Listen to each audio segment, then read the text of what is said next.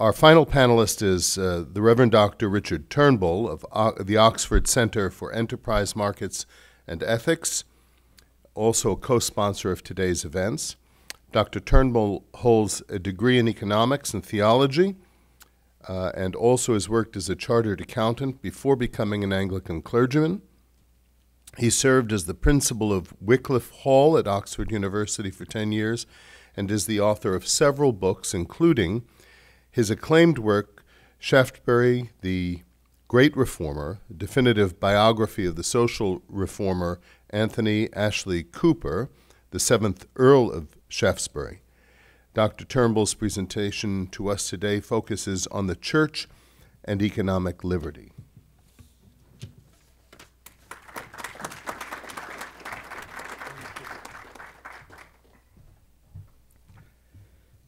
Thank you, Father Civico, and it is a pleasure to be with you today in Washington, D.C.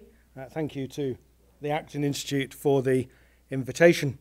You know, as a Brit, I always feel slightly diffident being in the US, you know, 1776 and all that. So maybe just at the beginning, you may permit me to ask you just one question. How are you all getting along with taxation with representation? Well, the Archbishop of Canterbury, Justin Welby, in an address in 2014, suggested that society had reduced humanity to, quote, mere economic units whose purpose is consumption, whose destiny is extinction, and for whom any gain is somebody else's loss in a zero-sum world. Pope Francis, in Evangelii Gaudium in 2013, said, paragraph 204, "We can no longer trust in the unseen forces and the invisible hand of the market. Growth in justice requires more than economic growth. It requires decisions, programs, mechanisms, and processes specifically geared to a better distribution of income." What is it that has led our religious leaders to so misunderstand both theology and economics that they have abandoned any concept of economic freedom and liberty as a Christian virtue in favour of big government and high taxation? What has led to such a misunderstanding of exchange, economic growth, and the imperative of profit that the economy is reduced to a zero-sum game? Well, that is the paradox I'm going to seek to explain in the next 25 minutes or so, and to suggest how we might recover the public virtue of economic freedom by the Christian churches. But first of all, we need to examine some at least of the reasons for the abandonment of economic liberty by Christianity. And I would suggest there are three key reasons. First, the triumph of the narrative of big government and high taxation. Second, the rise and dominance of the poverty industry.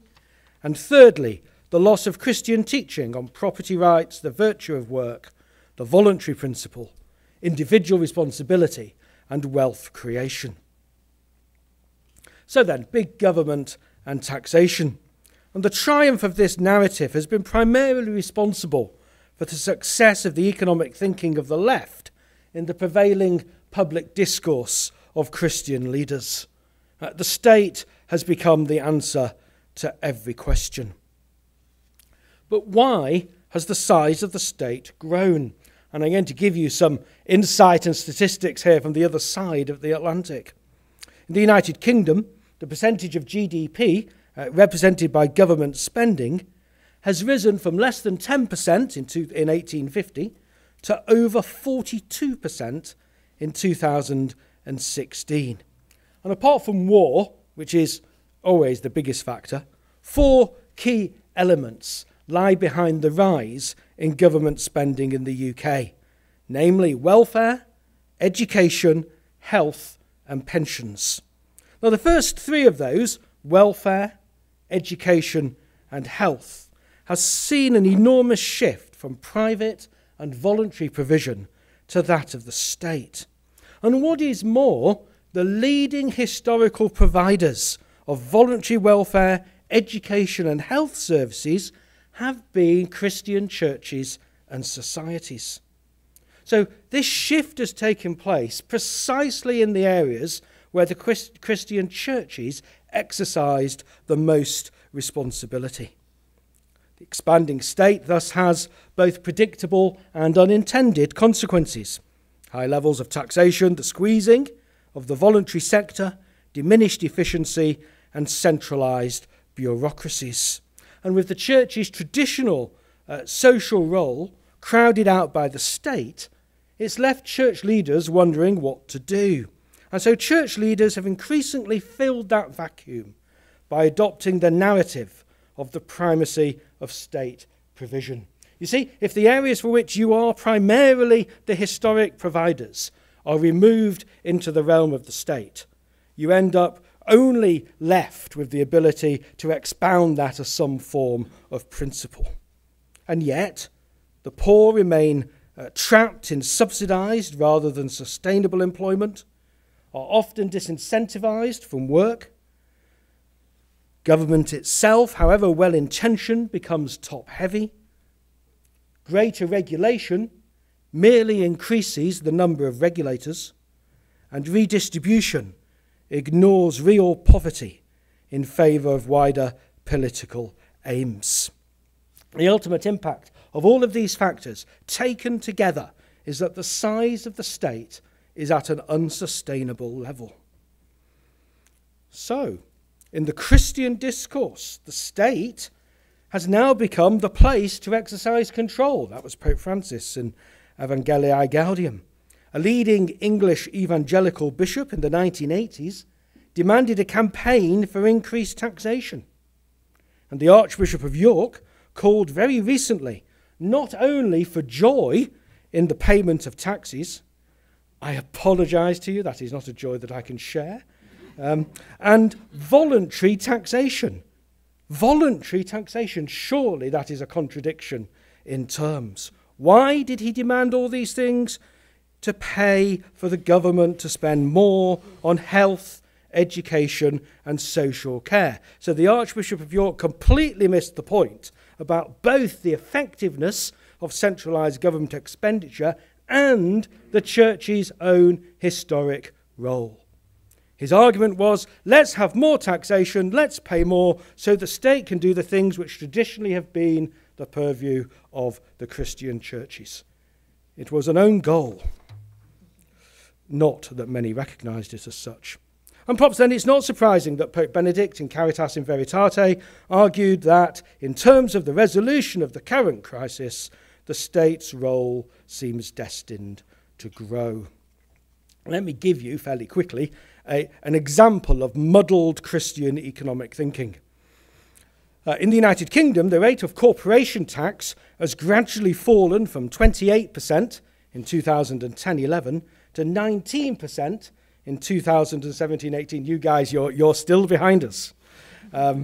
However, as you will know, there is a well-known inverse relationship at the margin between the rate of tax and total tax receipts. A fall in the rate at the margin leads to an increase in the total revenue raised. It's a specific application of the Laffer curve, and it's exactly what has happened to UK corporate tax. So in 2010-11, the rate of corporation tax was 28%, and it raised approximately £18 billion. 6 years later, 2016-17, the rate of tax has come down to 19%. The tax take, not adjusted for inflation, but nevertheless has risen to £55 billion. That's a massive shift. I have searched in vain for Christian leaders celebrating the impact of reduced taxation. Well, the second reason for the loss of economic liberty as a public virtue in Christian discourse is the way in which the poverty charities, or perhaps better, the poverty industry, has successfully reorientated the storyline from the relief of poverty to the reduction of inequality. All visions need to have narratives and storylines. And the poverty industry has been very successful in changing the storyline from reducing or removing poverty to reducing inequality. Poverty is now measured in relative rather than absolute terms. One of the largest charities in the United Kingdom, the Joseph Rowntree Foundation, defines poverty as follows. Listen to this carefully. When we talk about poverty in the UK today, we rarely mean malnutrition or the levels of squalor of previous centuries or even the hardships of the 1930s before the advent of the welfare state. It is a relative concept. Poor people are those who are considerably worse off than the majority of the population. And the usual definition that is offered is 60% of median income. That is now a definition enshrined in British law. In other words, income inequality has become the driving force. Now, it is scandalous that the Christian churches let this go. If absolute poverty is a moral question, then relative poverty is a political one. And the losers are the poorest in society. If the concern is entirely with the bottom 20%, then there are three consequences. Firstly, real, abject, soul-destroying poverty, right at the bottom of the segment, is often disguised. Second, excessive concern with relative incomes will inevitably lead to an enhanced redistributive role for the state. And third, the greater the weight given to relative need, the less focus there is on the exercise of moral responsibility and judgment, both in the cause of and solution to real poverty. The churches have entirely bought in to this narrative. So Pope Francis demands an attack on the structural causes of inequality and declares inequality to be the root of social evils. The Archbishop of York declares in his book on Rock or Sand, the giant that must be slayed is income inequality. Well, the consequence then of all of this is the loss of Christian teaching on the virtue of economic liberty through the right of private property, the virtue of work, the voluntary principle, individual responsibility, and the merits of wealth creation. And in the time I have, I can only address selected aspects of those points. But the first step in recovering the public virtue of economic liberty within Christian discourse is the reassertion of the rights of private property. There is surely no greater liberty than that of enjoying the fruits of one's own labour in goods, investment, possessions and land to improve both the present and one's future conditions of life. The Church has a long history of understanding the importance of private property, yes, for the promotion of the common good, but based upon this fundamental liberty. However, in recent decades, this has become more confused as the overall trajectory of Christian economic teaching has moved in a more collectivist direction. Now, there's been much more discussion within Catholicism than Protestantism, but I will touch on both traditions. The classic social position is stated in Rerum Novarum, 1891, in which Pope Leo XIII, in his fairly wide-ranging discussion on the respective rights of capital and labour, asserts, paragraph 5, that the impelling reason and motive of his work is to obtain property. Socialism, argues Pope Leo, strikes at the interests of every wage earner by depriving the worker of the liberty to dispose of his wages through investment in land, and hence the possibility of increasing his resources and bettering his condition in life. Pope Leo argues, every man has by nature the right to possess property as his own. An appeal there, of course, to natural law, to which I will come back. Provision for the future, independent of the state. One simply does not hear such a clear articulation today. The triumph of the more collectivist view is illustrated in Centesimus Annus in 1991, where Pope John Paul II asserts the rights of the state for the defence and preservation of common goods such as the environment. The encyclical states that the Christian tradition has never recognised property rights as absolute or inviolable, and that they must be subordinated to a social purpose. Of course, he's entirely right that the Christian church has never taught property rights as absolute. It rather depends on where the emphasis is put. In Laudato Si 2015, Pope Francis largely ignores the question of private property. The point is not to discuss later popes or later observations of the popes, simply to illustrate how the voice of the tradition of the right to private property has been drowned out. Within the wider tradition of Catholic social thought, the argument from Aquinas onwards is that while private property does have a social purpose, there is no contradiction between private property and the common good. Rather to the contrary, private property is in fact necessary for the common good. My friend Professor Philip Booth has set out 3 reasons why for Aquinas and the later tradition private property became important. First, private property encourages people to work harder because they are working for what they can own. Otherwise, people would shirk. Secondly, private property ensures that affairs are conducted in a more orderly manner. People understand what they are responsible for, rather than everything being the responsibility of everybody. And thirdly, private property ensures peace if property is divided and its ownership is understood. Indeed, as Aquinas has argued in the Summa Theologica, human affairs are more efficiently organised if each person has his own responsibility to discharge. There would be chaos if everybody cared for everything. So in the history of Catholic social teaching, there is a clear position, a clear articulation of the rights to private property, which has been somewhat drowned out today. Now, how has Protestantism understood private property?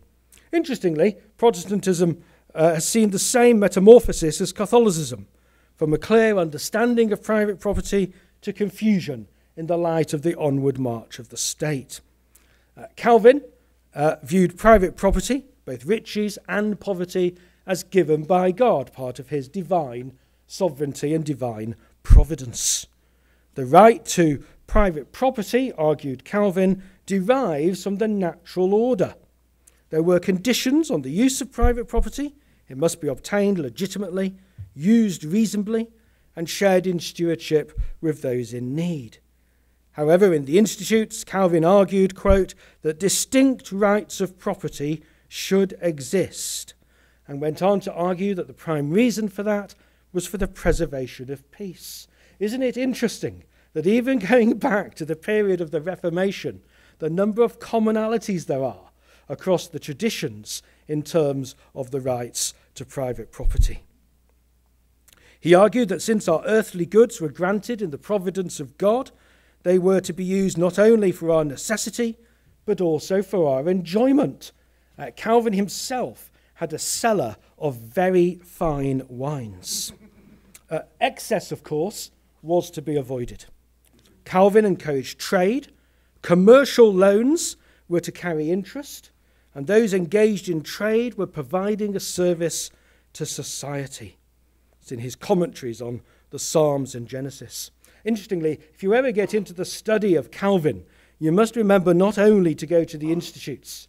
Calvin's teaching is set out just as most significantly, not most significantly, but just as significantly in his commentaries, in his range of commentaries on the Bible, as well as in the Institutes and elsewhere. Indeed, he argued that a function of the state was to keep man's property secure in order to enable them to conduct honest trade. Well, you can see how all of that in centuries later led into Weber's Protestant work ethic, hard work producing wealth, saving, capital formation, and hence capitalism. So how did the redistributive tradition gained the upper hand among Protestants? Well, essentially, there are two reasons. Firstly, later evangelicals, using that term very broadly in terms of the successors of the original Protestants of the Reformation, weakened in their vision for society with the onset of the power of the state and retreated into a private view of the faith. The conversion of the individual and the transformation of society through those individuals became separated. Welfare, in particular, was abandoned to the state. More of that shortly. Secondly, an intellectual Christian socialism gained the upper hand. Now, the name of R.H. Tawney is inextricably linked with the development of this redistributive tradition within Protestantism. Religion and the Rise of Capitalism originated in the lectures given in 1922 in memory of the prominent Christian socialist Henry Scott Holland. And Tawney drew essentially socialist conclusions. And these socialist conclusions, alongside Weber's idea of Protestantism as the spirit of capitalism, were mediated into the wider evangelical tradition by the Anabaptists and the Mennonites, groups that displayed the work ethic but rejected the capitalism. And a whole series of books, from J.H. Yoder's The Politics of Jesus to Ronald Sider's Rich Christians in an Age of Hunger, very influential in the United Kingdom, alongside the British Bishop David Shepherd's Bias to the Poor and a Church of England's neo-Marxist report called Faith in the City, were all ways in which this redistributive tradition filtered into the thinking of the wider Protestant tradition. And it is remarkable that so many evangelicals fell for the plot.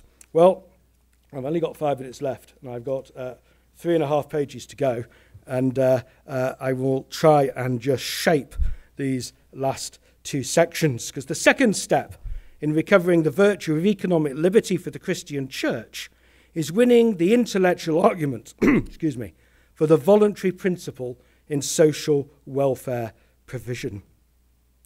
Ruth Porter, formerly of the Institute for Economic Affairs, has commented that we have stripped people of part of their dignity, forcing them to look first to the state before looking to those around them. The example I want to give to illustrate the link between personal responsibility, economic liberty and social welfare is that of Thomas Chalmers, 1780 to 1847. Chalmers was a minister in Glasgow and wrote works of theology, but also sought to put into practice those beliefs in his parish.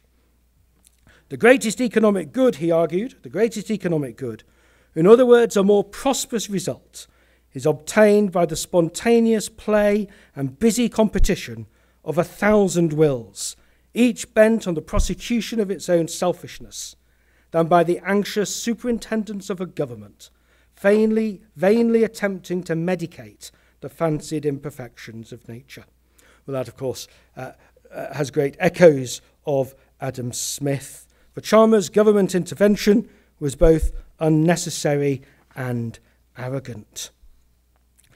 Any extensive role for the state had the effect of taking over those things which truly belonged in the heart, the moral sentiments. He said, "We cannot translate beneficence into the statute book of law without expunging it from the statute book of the heart." He sought to put all of this into practice in the St. John's district of Glasgow. He divided his parish up into 25 districts, each of which had a deacon responsible for social welfare. And the job of this deacon was to visit the families in their charge on a weekly basis, to get to know them, to begin to understand them, and so also to be able to assess their need. And if a request came for assistance, the deacon knew the individual and was able to assess any such request. This was taken a little bit further in the mid-19th century by the Earl of Shaftesbury, who encouraged the formation of a very wide range of local voluntary societies to provide what? Schools, health, education, apprenticeships and training. The key features: local and voluntary.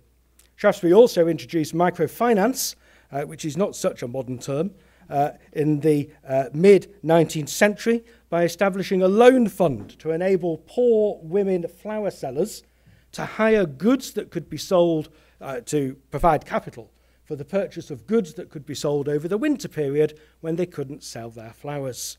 Simple repayment scheme. It kept the poor off the poor rates, as it was called. One final point I want to make before concluding.